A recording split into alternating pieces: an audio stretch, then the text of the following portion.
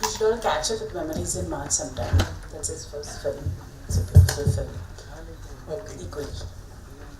Yeah, Any questions? no, Sorry. Yes, one second. Okay. Tell you, My name is Gavaskar. My question is like the film underlyingly deals with loneliness of a woman and also about her expression, about her menses periods and her anger about the misunderstanding of men. Overall, I got this, and could you explain more? No, actually, you got it. So, I mean, yeah, I mean, I personally feel a film, if it needs a lot of explanation, then it has failed somewhere to communicate what it was trying to start with. It should come with, it should touch all of us individually, which may not be a very homogeneous point of view. It may touch you differently from the way it touches the person sitting next to you or to me. And probably it has triggered something else. That's why I wanted to make the film. It is not necessary that you also have to get that same trigger while you're enjoying or seeing the film. So if it has touched you, if you understood it your way, I guess that is the best thing. I mean, I want to thank you for that. That I've actually succeeded in touching somebody. Sanjay, it's a lovely film. It was really beautiful to watch this. It was quite touching and moving. I'm just curious to know, how did you pick on this thread of narrative? Like, how did you catch upon this idea to make a film, this particular narrative? Actually, this is based on a story, published story, which I read about 4 or 5 years back. It's a friend of mine, Annie Zaidi. She has this anthology of short stories. So this is the first story of that published book. So I think I read it about 4 or 5 years back when the book was published. And I've been wanting to deal with it. I wanted to kind of transcribe it to cinema. But getting the project, getting people and finances in place for a film like this is very, very difficult in India. So it was at the back of my mind because we constantly try and define love again in Indian cinema within certain templates that we have. I thought, why not kind of explore that even more? And also, if you're a woman and an actor in India, and if you're like about 30-35, there's certain kind of roles, and your character is basically told that you cannot have love, you cannot look for love, you cannot search for love. All that is in, and that's a closed chapter, especially if you're a woman in India and on Indian screen. So I said, why not explore this space also? I mean, this has been kind of, it always intrigued me. So why not? Why don't we see this? And even if you do, it's kind of very slapstick, mainstream kind of almost like a perverted portrayal of that. So I said, what about this woman who lives all by herself? She has people around her, but still, what is her life? What is she looking for? Is she very happy with the job? I mean, what else can happen in her life? So instead of putting a person, what if it's a voice, and then it's a search for that person, for that voice, and trying to put a face to that voice, which is in a way kind of trying to create her own, almost an image of love, which she probably must have read, seen on television, in films everywhere, and now she's trying to create this image of love all through in this journey that she goes on. So that was the main trigger, I guess. Sir, I'm Gopal. Basically, I relived this moment of watching 36 Chowringi Lane, more or less a similar theme. And kudos to you, you have done a nice job. Thank you. But somehow in the end, I find that it is a little amateurish to show a person going through the mail. It looks like I am seeing another commercial film. Going sort through? of. Sorry, I mean, the final stage, she sees a person opposite to her. Maybe her figment of imagination, I don't know. But he goes through all the letters again and reading, and she happened to see it. Somehow I feel that that scene is little amateurish. It's not handled well. Okay. I mean, Fine. it's Noted. not a good end for the film. That's what I felt. Okay, noted. Sorry. No, absolutely not. We have a Q&A session, so you please feel free to whatever, ask whatever, it's say okay. whatever. But anyway, but after Chowringi Lane, I find that this is a very effective film. Okay. Similar kind Because of. it deals with loneliness, you say? Yeah. Okay. That's a main thing, you know. Okay. Yeah. Sanjay, we also have film fraternity here, so a couple of technical questions. I was just curious about your choice of aspect ratio.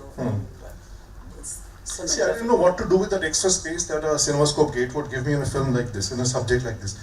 I thought, why not focus it more to that character and this, whatever is happening immediately around her, rather than have that 16:9 or a 2:35 cinemascope ratio. So that was a conscious decision that we took during the shoot itself. Kind of because a lot of films I find, earlier when you had cinemascope and we had celluloid prints, because the theaters will have only anamorphic lens and stuff, so you had to kind of shoot it on cinemascope format. But these days with digital projection, you don't need to. So a lot of films I find they're kind of wasting that space. That's what I feel visually. So that's the reason why we kind of focused it onto a 4:3 ratio. And it is also feels like it is shot in an iPhone or something. Yeah, part of it is shot on an iPhone and the rest is Sony Alpha 7. It's a 13-day shoot, so we didn't have too much money. So that's what we did. So what would be the budget of the film? I don't know, my producers would know. So I'm not supposed to disclose because you haven't sold the film. But it's peanuts, yeah. No, it's just like, for an idea, you shoot it for 13 days and with, iPhones and yeah, with iPhones and so that would give an idea. And no for vanity someone with vans, no micro budget. generators, no generators also. And we only use tube lights for the day, of the night sequences, yeah. So, but that credit goes to Stanley, POP, not to me. So someone with micro budget, script might be. Yeah, you can do a film in lakhs. You don't need crores. I mean, that's the bottom line. You don't need. And there are also actors who are actually willing to kind of accommodate scripts like this without being over the top or being too expensive. So yes, it's possible. Yeah, to get somebody like Yeah. Alia Bhatt's mother. Yeah, it is possible. How much of it was sync sound? Yeah, it's absolutely sync sound. Yeah. Except the voiceovers that you hear in the station, nothing is recorded as such. Any more questions? If somebody.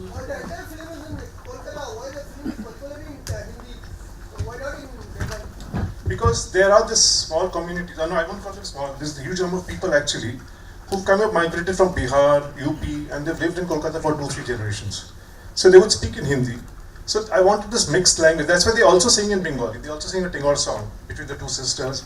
So that kind of Bengali influences are there.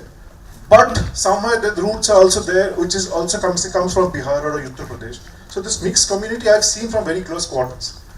And if you're Bengali in Calcutta, probably things are much more easier to access for them. But if you're not, you have to have that extra step to conquer, to take. If you're kind of looking for image of love that you've kind of created. So that's why I thought, why not have that? Why not have that space? Why not create that space also? And Sanjay, what did your writer felt? I mean, that's a very cliche question. I mean, it is adapted from a short story. Like, what is the kind of exchange you had with your writer, and what is? Not much. Once we took over the story, once we got the copyright, I kind of changed because a lot of elements that you see in the film, they're not in the novel. So novella, it's a novel. Yeah, I mean, short story actually. So the neighbors don't appear like this. The dog is there, but a passing mention of a dog, and also the film was actually the story is actually set in Bombay. So we got it to Kolkata. So that changed. The cultural context, the templates changed. So these are the main changes that happened while adapting it to film, by making a film out of it, and also putting it in Calcutta, placing it in Calcutta and the suburbs of Calcutta. These are the major changes, and she was very happy with it. I mean, she only saw the film after it was made. I mean, she didn't read the script or anything, but she was very happy with it. A lot of it is being shot in the station. Did you go into permissions, or was it all like a guerrilla kind of a shoot? Mostly guerrilla kind of shoots. You have to take 1 day's permission, then you can go and shoot for 10 days. Take a small camera, go for shoot in 10 days. That's the way you have to do it. Because it's very expensive to shoot on a railway station otherwise. 8 lakhs. Yeah. So just take one permission for a day. I should not be quoted on that though, but yeah, that's how you should do it. Hi, I would like to ask, why Soni Razdan for this role first, and the last cameo by Mahesh Bhatt, was it really necessary? Are you saying the character was necessary or Mahesh Bhatt was necessary? No, why Mahesh Bhatt really necessary there, and why Soni Razdan? Soni Razdan, I thought always was very underrated. She didn't get the kind of characters that she was capable of delivering. I am very happy with what she's done in this film. One, that is perhaps the only reason of casting her. And also it had to look the part, the age, or the other factors. Mahesh Bhatt, because I thought we'll grab some more eyeballs. as simple as that, which we all also need. You know, we need to take the film to places, even to festivals. So it helps, definitely helps. And he was very nice and very helpful and very cooperative. So he said, yeah, I'll do it. So there he was. But Sony, primarily because of her competence, which I thought was getting neglected, nobody kind of saw her. And she was doing all those bit parts, small roles, nothing central character. I mean, people still remember her from Sharanch and 36 Charangi Lane. But down the line, nothing important to show. I mean, nobody talks about Razi, but she's also there. So, you know, that's the reason I thought, why not explore her? And I've always done that. You know, first film had Deepthi Nawal. Nobody at that point of time, Deepthi wasn't doing anything at all, probably. But I thought she was brilliant in that film also. So why not? Take a try. ஒரு நிஜமான ஒரு படம் தான் இது. ஏன்னா எல்லாம் வந்து ஒரு 30 வருஷமா சவுண்டு நாடகம் மாதிரி பார்த்துக்கிட்டு இருந்தேன். இந்த படத்திலிருந்து ஒரு நாவல் படிச்சிருக்கிற ஒரு தன்மை இருந்தது. இதில் நடிகர்களை சூஸ் பண்ணது வந்து வெரி ஃபேண்டாஸ்டிக். எங்கள் வீட்டு பக்கத்திலே இருக்கிற ஒரு குடும்பத்தோட இந்த பாங்கு இருந்தது. ரொம்ப சிறப்பாக இருந்தது. இதில் நிறைய கற்றுக்கிட்டோம். இயக்குனர் வந்து அடுத்த படைப்பிற்கு என்னுடைய வாழ்த்துக்கள். He congratulates you. Thank you. He thinks it's a true film, and he felt like he's reading a novel. And he says that he learned a lot from your film. Thank you. It was more of a drama that he watches outside, but this felt like a true film. So he congratulates you and for your next film. Thank you so much. Hi. As you said, computer grows, human voice is going down, and the loneliness grows. Right. I'm here. See, I'm here. Okay, here. So, how are you going to deal this loneliness in the society? Because it keeps growing, right? Yeah, but I think it was always there. So, what we are going to give it to those people, those who are feeling very lonely? Well, most people are giving it to Facebook. Okay. Yeah, you see the Facebook posts. So, and some of us will try and make films. Leena will write. Hopefully, someone. So this is what we're going to do. No, see, it's not in my friends list. Oh, she. Okay. That you have to ask for. You can't ask me. Okay. I'm not here to suggest a friend list on Facebook. Thank you. See, it depends on the story per se. So what you want to do. Like in the story, there's no reference of the voiceover of the announcer. So there's no reference to the man also at the end. There's no reference to letters also. The letters that she's writing. Because I thought most of what happens is, you know, all our films are very verbose. We kind of explain everything, try and explain everything to dialogues, most often than not. And not rely on the audio part, the video part of it. Yet we call it audiovisual, but we still call it audiovisual. So my idea was, if I'm using visuals, might as well use it to communicate a lot of things which I don't have to then say in the dialogues. Let there be less spoken dialogues. So use little bit of voiceovers wherever required. Use a song which comes in 2 parts, which conveys whatever it has to convey. There's also a Tagore song which comes more than once in the film between the 2 sisters. So I thought if I can use these templates which are not in the story, because I thought visually they're more interesting. In the sense, if you actually see a man sitting on the other side of the railway station reading your letters, the visual communicates much more than if I had to say the entire thing through a dialogue sequence. You know, probably she's writing it to a sister or whatever. Same thing happens when the tenant downstairs is actually, you know, in the house, but he says, I'm in the bank right now. So these are things that I thought, why not add? These are not, all of this is nothing there, it is not there in the story at all.